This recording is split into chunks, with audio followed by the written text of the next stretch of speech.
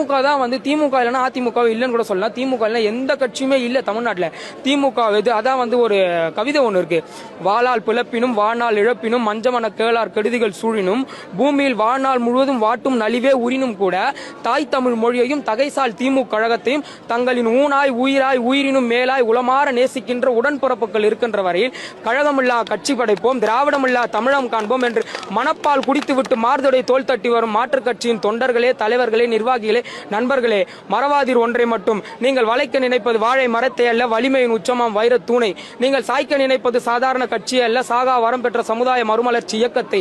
கழகத்தை அழிப்பதற்கு அதிமுக, பாமக, பாஜக, தாவேக, நாம் தமிழர் நண்பர்கள் இன்னும் எத்தனையோ இயக்கங்கள் தினம் தினம் பொய் புரட்டுகள் வகை வகைய காணொலிகள் வந்தாலும் அதனையெல்லாம் பொய் என்று நிரூபிப்பதற்கும் மக்களுக்கு மெய் எது என்பதை காண்பிப்பதற்கும் என்னை போன்ற உடன்பிறப்புகள் இருக்கின்றவரையும் இனிமேல் கழகத்தில் இணைகின்ற உடன்பிறப்புகள் இருக்கின்றவரையும் இந்த திராவிட முன்னேற்ற கழகத்தை எந்த கொம்பனாலும் தொட்டு கூட பார்க்க முடியாது என்பதுதான் இங்கு நிதர்சனமான உண்மையாக இருக்கிறது.